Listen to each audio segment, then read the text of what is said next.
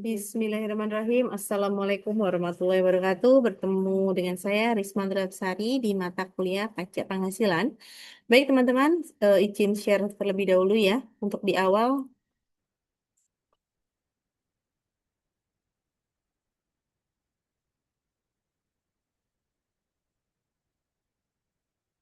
baik Bismillahirrahmanirrahim. Perkenalkan, nama saya Risma Sari.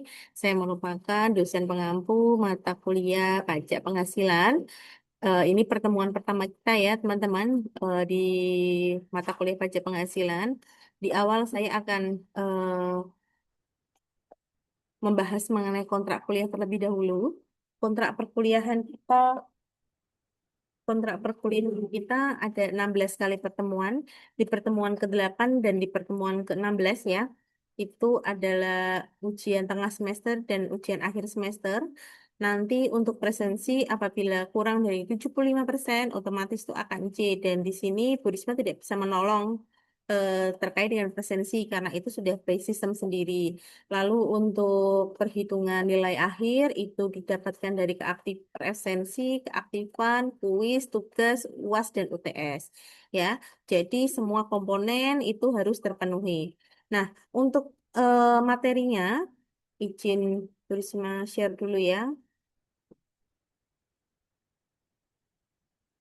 Hmm.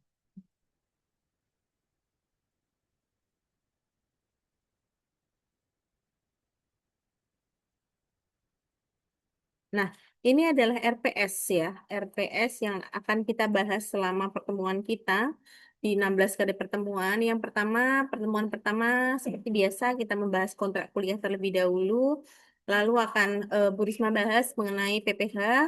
Di sini PPh akan Bu Risma bagi dua, yakni PPh orang pribadi dan PPh badan. Nah, selanjutnya kita akan masuk ke subjek pajak, tarif pajak, perhitungan PPh orang pribadi. Kita sudah masuk ke hitung-hitungan ya. Lalu PPh pasal 21, PPh pasal 22 dan PPh pasal 23 di pertemuan ketujuh. Setelah itu UTS. Jadi materi UTS adalah pertemuan 1 sampai dengan 7.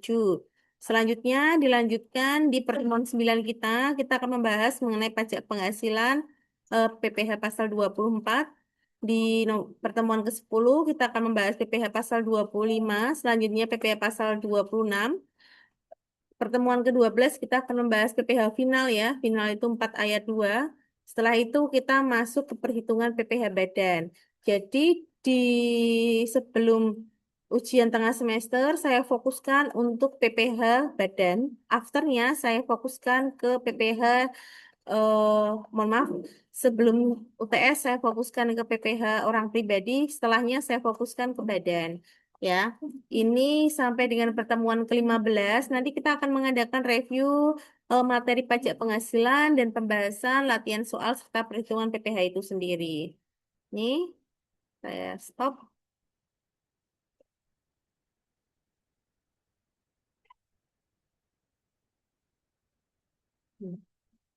Baik, di layar sudah nampak ya, teman-teman. Kita akan membahas dulu mengenai PPh orang pribadi. Tadi juga sudah Bu Risma jelaskan untuk kontrak kuliah kita pada mata kuliah pajak penghasilan ya. Nah, kita akan membagi beberapa part ya. Ini pertama ada subjek pajak, objek pajak, pembukuan, pencatatan, perhitungan pajak, penggabungan pajak penghasilan keluarga, orang pribadi pengusaha tertentu, dan perhitungan angsuran PPh pasal 25. Dan setelahnya adalah SPT PPh orang pribadi. Karena ini materinya banyak, nanti ini ya Bu Risma akan bagi ke beberapa kali pertemuan. Misal ini karena ada 1, 2, 3, 4, 5, 6, 7, 8, maka Bu Risma akan bagi ke dalam eh, 2 kali pertemuan ya. Untuk pajak PPh orang pribadi, kita pertemuan 1, 2, 3, 4, kita mungkin pertemuan awal saya akan membahas objek pajak, pembukuan, pencatatannya. Nah, di pertemuan selanjutnya, pertemuan kedua kita akan membahas mengenai penghitungan pajak, penggabungan penghasilan keluarga, OP pengusaha tertentu. dan SPT PPh orang pribadi. Nah, ini teman-teman, jadi nanti dalam satu materi ini yang akan Bu Risma share di Google Drive ini akan kita masukkan di pertemuan satu dan pertemuan dua. Tadi kan sudah dijelaskan ya bahwa pertemuan dua itu besok kita membahas mengenai subjek pajak penghasilan. Nah, ini kita bahas di pertemuan kedua berarti besok ya. Jin. Nah, kalau kita berbicara mengenai dasar hukum dari Undang-Undang Pajak Penghasilan ya, sesuai dengan ketentuan Undang-Undang Nomor 36 Tahun 2008 tentang PPh dan ketentuan peraturan pelaksanaannya, selalu ada Undang-Undang Nomor 11 Tahun 2020 tentang Cipta Kerja, serta yang terakhir adalah Undang-Undang Nomor 7 Tahun 2021 tentang harmonisasi peraturan perpajakan. Nah, hal ini juga sudah sesuai dengan ketentuan umum perpajakan Undang-Undang Nomor 28 ya. Ini tahun 1987 itu sesuai sesuai dengan ketentuan umum perpajakan pertama yang di awal. Nah, selanjutnya kita akan membahas mengenai subjek pajak. Apa sih subjek pajak dalam PPh orang pribadi ini? Karena teman-teman sudah mengambil mata kuliah pajak penghasilan, berarti di perpajakan dasar atau perpajakan dasar teman-teman sudah mengetahui apa sih yang dimaksud dengan subjek pajak, apa yang dimaksud dengan objek pajak, apa itu orang pribadi, apa itu terkait dengan badan. Nah, ini Bu Risma akan membahas mengenai subjek pajak terlebih dahulu ya. Nah, PPh itu dikenakan terhadap apa? Menurut pasal 1 dari Undang-Undang Ketentuan Umum Perpajakan, PPh itu dikenakan karena adanya subjek pajak penghasilan diterima, diperoleh dalam tahun pajak. Jadi, ketika ada penghasilan di dalam tahun pajak, di dalam satu tahun pajak itu dari periodenya dari Januari sampai dengan Desember, teman-teman ada penghasilan, nanti akan dikenakan subjek pajak. Nah, subjeknya itu siapa yang dikenakan? Di sini yang dikenakan adalah penghasilannya dari teman-teman, diterima atau diperoleh dalam tahun pajak tertentu ya, ini ya. Jadi subjeknya nanti kalau ditanya subjek pajak dari PPh itu siapa? Ya berarti penghasilannya. Ya. Subjek pajak menurut pasal 2 ayat 1 Undang-Undang Ketentuan Umum Perpajakan. Nah, ini ada orang pribadi, nih ya. Ada warisan yang belum terbagi atau sebagai satu kesatuan menggantikan yang berhak. Ya, terus badan, bentuk usaha aktif tetap, bentuk usaha tetap atau BUT ya. Ini. Di sini kita akan membahas dulu objek pajak orang pribadi itu siapa. Nah, subjek pajak menurut pasal 2 ayat 2 dari Undang-Undang Ketentuan Umum Perpajakan. Subjek pajak itu ada dua, SPDN dan SPLN. Kalau SPDN itu adalah subjek pajak dalam negeri. Kalau SPLN adalah subjek pajak luar negeri. Nah, apa sih yang dimaksud dengan subjek pajak dalam negeri dan subjek pajak luar negeri? Tadi balik lagi ya, subjek pajaknya apa tadi adalah penghasilan yang diperoleh dalam tahun pajak ya. Subjeknya adalah penghasilan yang diperoleh dalam tahun pajak. Nah, ini ada beberapa kriteria yang mana ada persyaratan subjek pajak orang pribadi, WNI maupun WNA. Jadi warga negara Indonesia maupun warga negara asing. Yang pertama, dia bertempat tinggal di Indonesia. Yang bersangkutan itu bermukim di suatu tempat di Indonesia, misal dikuasai atau dapat digunakan setiap saat, terus memiliki atau disewakan tersedia untuk digunakan, bukan sebagai tempat persinggahan. Jadi kalau tempat persinggahan kan cuman kurang waktunya kurang dari 1 tahun pajak ya. Nah, memiliki pusat kegiatan utama baik itu pribadi, sosial, ekonomi dan keuangannya itu di Indonesia. Berarti penghasilannya, kegiatan usahanya si WP objek pajak pribadi ini dia ada di Indonesia, sosial ekonomi keuangannya juga ada di Indonesia. Atau dia menjalankan kegiatan sehari-hari atau kebiasaan di Indonesia. Misal dia memang berkegiatannya di Indonesia. Nah, itu yang bersangkutan juga dikenakan subjek pajak PPh orang pribadi subjek pajak dalam negeri. Nah, berada di Indonesia lebih dari 183 hari dalam jangka waktu 12 bulan. Jika ada WNA, misal dia bertempat tinggal di Indonesia atau memiliki kegiatan usaha di Indonesia yang berada di Indonesia maksimalnya adalah 183 hari dalam jangka waktu 12 bulan itu, dia juga sudah dikenakan subjek pajak ya penghasilannya. Jadi jangka waktu 183 hari itu ditentukan dengan menghitung lamanya si OP tadi berada di Indonesia. Jangka waktunya selama maksimalnya 12 bulan. Dia secara terus-menerus atau terputus-putus dengan bagian dan hari dihitung bagian penuh 1 hari. Misal, si A itu adalah warga negara asing, ya. Dia ada kegiatan usaha di Indonesia. Dia itu tidak stay di Indonesia selama 1 tahun, kurun waktu 12 bulan. Tapi dia jangka waktu di Indonesia itu 183 hari. Tapi tidak bisa secara berturut-turut atau terputus-putus ya. Totalnya adalah 183 hari. Nah, WNA tersebut itu sudah dikenakan wajib pajak objek pribadi penghasilan dalam negeri. Nah, di Indonesia itu sudah termasuk. Yang ketiga adalah dalam suatu tahun pajak ini berada di Indonesia dan mempunyai niat bertempat tinggal di Indonesia. Nah, dia punya kitas atau kartu izin eh, tinggal sementara ya. Terus ada visa atau visa tinggal terbatas atau izin tinggal terbatas. Nah, dengan masa berlakunya sama 183 hari disertai kontrak kerja atau usaha yang ada di Indonesia. Lebih dari 183 hari ini ya.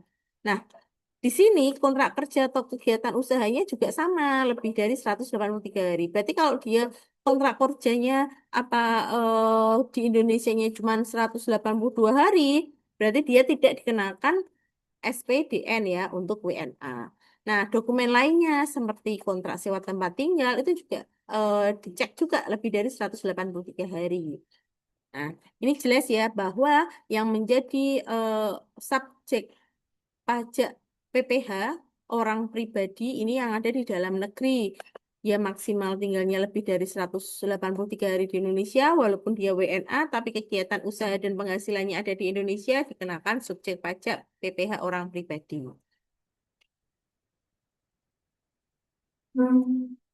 Persyaratan subjek pajak orang pribadi. Orang pribadi yang menjadi subjek pajak luar negeri. Apa sih yang menjadi subjek pajak luar negeri orang pribadi? Nah, yang pertama adalah orang pribadi yang tidak bertempat tinggal di Indonesia. Namanya saja subjek pajak luar negeri. Berarti dia tidak tinggal di Indonesia. Kedua adalah warga negara asing yang berada di Indonesia tidak lebih dari 183 hari dalam jangka waktu 12 bulan. Sama ya. Lalu di sini warga negara Indonesia yang di luar negeri yang lebih dari 183 hari dalam jangka waktu 12 bulan. Nah, misal bertempat tinggal di luar negeri, dia memiliki pusat kegiatan utamanya di luar Indonesia. Lalu ada lagi memiliki tempat menjalankan kebiasaan di luar Indonesia. Di sini menjadi subjek pajak negara atau yurisdiksi dan atau persyaratan tertentu lainnya. Jadi itu juga sudah dikenakan eh, subjek pajak luar negeri ya. Dia ada di Indonesia, cuman kegiatannya di luar Indonesia. Berarti kan penghasilannya masuk ke Indonesia juga itu juga dikenakan subjek pajak luar negeri. Nah, ini adalah persyaratan subjek pajak untuk orang pribadi dalam memenuhi persyaratan WNI menjadi subjek pajak luar negeri. Nih, ada beberapa kriteria. Yang pertama, bertempat tinggal di Indonesia. Secara permanen, di suatu tempat di luar Indonesia yang bukan merupakan tempat persinggahan. Nah, bertempat tinggal memang tempat bertempat tinggalnya di luar Indonesia, tapi bukan merupakan tempat persinggahan ya. Itu bisa dihitung dengan wajib pajak SPLN, subjek pajak luar negeri. Memiliki pusat kegiatan utama atau PKU-nya di luar Indonesia. Itu bisa nanti ya dibuktikan dengan sumber penghasilan yang berada di luar Indonesia.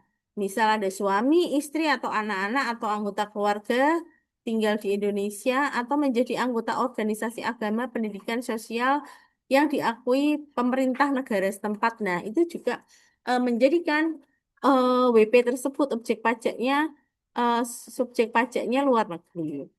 Nah, persyaratan keempat dan kelima itu merupakan adalah persyaratan yang harus dipenuhi.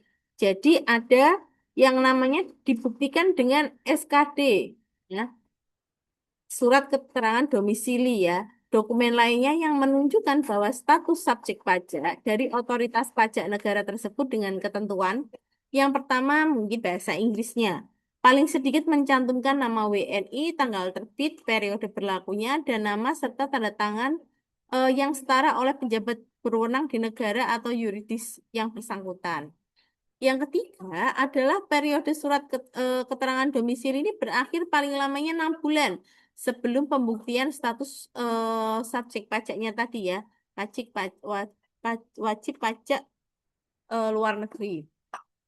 Selanjutnya yang kelima itu adalah syarat yang harus dipenuhi yakni di mana dia telah menyelesaikan kewajiban perpajakannya atas seluruh penghasilan yang diterima atau diperoleh selama menjadi WNI dengan SPDN ya.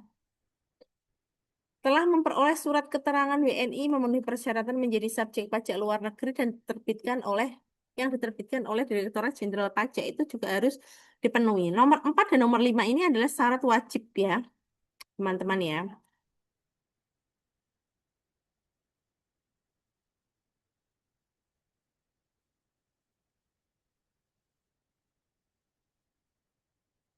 Selanjutnya yakni tata cara permohonan surat keterangan atau WNI SP subjek pajak luar negeri.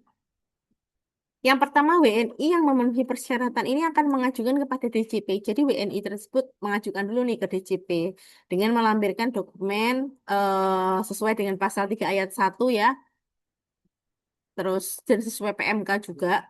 Lalu permohonan tersebut secara elektronik melalui saluran tertentu yang ditetapkan oleh DJP online.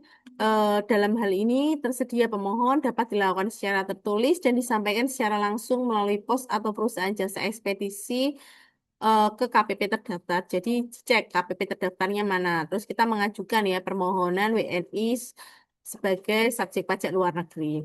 Yang ketiga adalah jangka waktunya itu paling lambat 30 hari setelah permohonan diterima dan lengkap di kantor KPP Dirjen ya.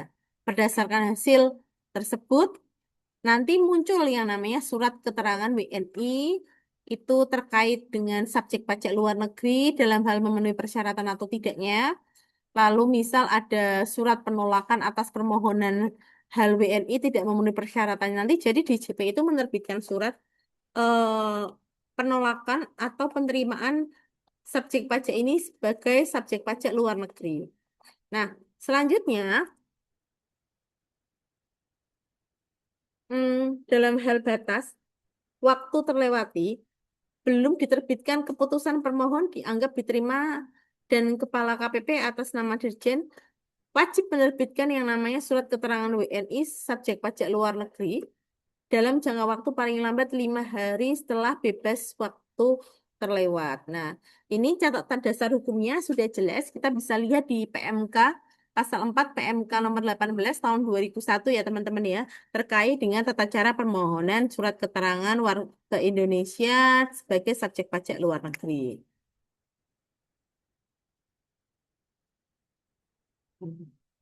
Lalu kapan mulai atau berakhirnya kewajiban menjadi subjek pajak dan perlakuan dari PPh ini?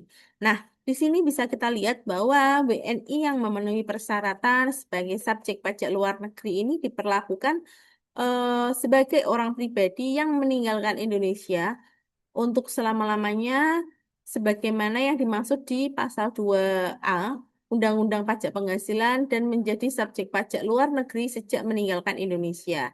Nah, ini juga dasar hukumnya ini bisa dicek juga ya di pasal 5 dan pasal 6 Peraturan Menteri Keuangan nomor 18 tahun 2021 di mana sama juga ya, WNI yang pada akan meninggalkan Indonesia dapat menunjukkan niat menjadi SPLN, dapat mengajukan permohonan tadi ya ke kantor DJP terdaftar, ini berada nyata di luar Indonesia lebih dari 183 hari dalam kurun waktu 1 tahun atau 12 bulan. Lalu penghasilan WNI yang menjadi subjek pajak luar negeri dan WNI yang ditetapkan sebagai wajib pajak aktif karena dapat menunjukkan niat menjadi subjek pajak luar negeri dan dikenakan PPh sesuai pasal 26 Undang-Undang PPh atas penghasilan bersumber dari Indonesia. Nah, ini juga kapan sih dia berakhir dan dia mulai. Sama ya, pokoknya intinya kalau Pak wajib pajak orang pribadi, subjek pajak luar negeri, dia penghasilannya ada di dia misal kegiatan usahanya ada di Indonesia, tapi dia warga negaranya bukan warga negara Indonesia, dia berada di Indonesia lebih dari 183 hari, baik itu terus-menerus maupun secara terputus-putus, jumlahnya 108 minimalnya 183 hari atau lewat, itu sudah bisa dikenakan objek pajak orang pribadi eh, di Indonesia sesuai ketentuan yang ada di Indonesia.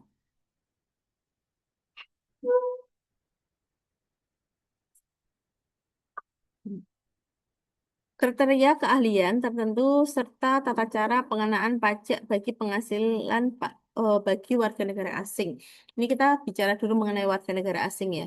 Nah, ketentuan penghasilan PPh hanya atas penghasilan yang diterima atau diperoleh dari Indonesia bagi WNA menjadi yang telah menjadi subjek pajak dalam negeri. Nah, misal WNA tersebut di Indonesia lebih dari 183 hari dalam kurun waktu 12 bulan, baik terputus-putus maupun secara terus-menerus ya, itu sudah menjadi subjek pajak dalam negeri untuk perpajakan yang ada di Indonesia ya. Dan di sini warga negara asing tersebut sudah eh, menjadi SPDN dan dikenai PPh atas penghasilan yang diterimanya saja yang diperoleh dari Indonesia saja ya. Berarti misal dia ada penghasilan dari Indonesia, dia misal warga negara Malaysia, dia ada penghasilan di Malaysia dan ada penghasilan di Indonesia. Dia sudah memenuhi kriteria dan syaratnya ya lebih dari 183 hari baik secara terus-menerus maupun terputus-putus berada di Indonesia dan dia menerima penghasilan di Indonesia, berarti yang dihitung hanya penghasilannya yang di Indonesia saja. Sedangkan penghasilannya di Malaysia itu tidak dihitung, tidak diperhitungkan, ya.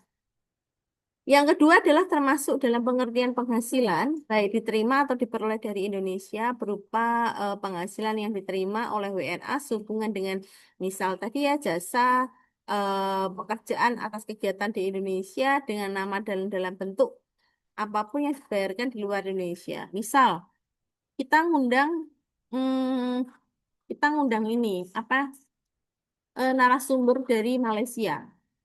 Nah, dia si narasumber dari Malaysia itu akan dipungut atau dipotong pajaknya PPh pasal 21 untuk honorarium narasumber, ya. Karena dia kegiatannya itu ada di Indonesia. Itu termasuk ya. Ketentuan di atas tidak berlaku bagi warga negara Indonesia yang memanfaatkan P3B Indonesia dengan mitra P3B tempat warga negara asing memperoleh penghasilan di luar Indonesia. Selanjutnya, jangka waktunya 4 tahun sejak dihitung WNA pertama kali menjadi subjek pajak dalam negeri. Dalam hal ini, 4 tahun pajak WNA ini boleh meninggalkan Indonesia itu batas akhirnya 4 tahun ya. Tapi tetap dihitung pertama kali subjek pajak dalam negeri. Ketika sudah 4 tahun, pokoknya kita lihat nih, dari awal sampai dengan 4 tahun itu sudah dihitung subjek pajak dalam negeri yang ada di Indonesia WNA tersebut. Nah, terus ini bagi WNA yang memanfaatkan P3B. Apa itu P3B? Ya. Persetujuan penghindaran pajak berganda. Jadi adanya P3B itu semacam apa ya perjanjian antar dua negara ya untuk menghindari pengenaan pajak berganda atas penghasilan. Nah, biasanya tujuan dari P3B ini adalah menghindari pajak berganda di internasional. Jadi pajaknya itu biar nggak usah double gitu loh. Tapi itu hanya di negara-negara tertentu saja, nggak semua ya. Jadi eh, tadi di kok di ini ya di poin berapa tadi? Poin 3, ketentuan di atas tidak berlaku bagi WNA yang memanfaatkan P3P di Indonesia. Jadi itu nggak berlaku untuk P3P. Misal, perusahaan dari Jepang itu usahanya di Indonesia, penghasilannya juga di Indonesia. Kalau kita lihat menggunakan tanpa P3B, penghasilan tersebut bisa dikenakan pajak di Indonesia dan juga bisa dikenakan pajak di Jepang, ya kan? Penghasilan perusahaannya dari Jepang, tapi usahanya di Indonesia. Ada anak cabang usahanya di Indonesia, berarti dia akan dapat pajak double, pajak penghasilan di Indonesia maupun pajak penghasilan yang ada di Jepang. Tapi kalau kita menggunakan P3B, pajak ini biasanya dipungut salah satu negara saja, dan negara lain memberikan kredit pajaknya. Jadi ketika Jepang itu apa ya di Indonesia itu sudah memiliki P3B, eh, maka yang di Jepang itu bisa dikreditkan saja atau sebaliknya. Nah, ini ada beberapa contoh negara yang memiliki janjian P3B dengan Indonesia ya. Biasanya ada Singapura, Malaysia, Amerika Serikat, lalu Belanda, Korsel, dan Australia. Itu adalah P3B. Jadi P3B itu perjanjian antara dua negara supaya terhindar dari pengenaan pajak ganda atas penghasilan yang sama.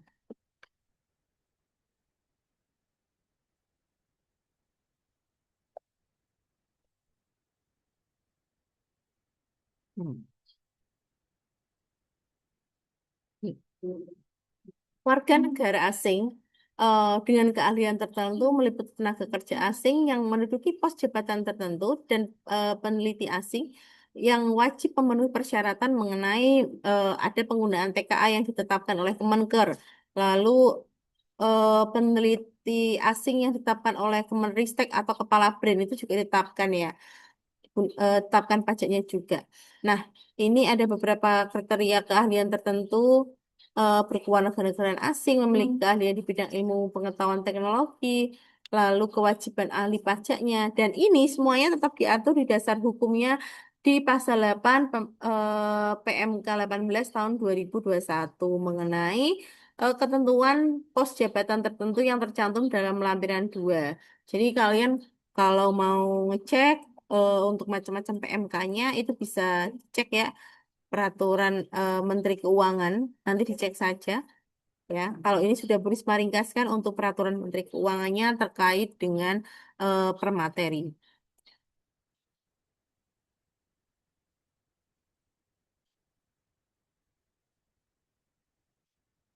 Nah, ini ada beberapa saya screenshotkan ya, beberapa pos jabatan tertentu yang diatur di PMK nomor 18 tahun 2001 ya, mulai dari ahli kimia sampai dengan ahli sistem atau dosen di universitas itu ada semua.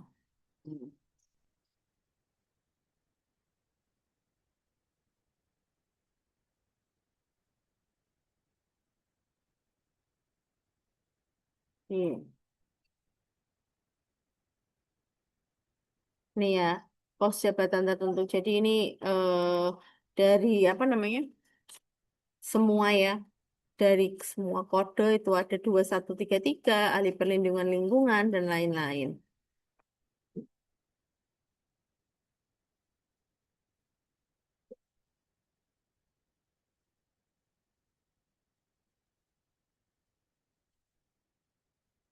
Oke. Ini saya langsung ke ilustrasi aja ya, teman-teman ya.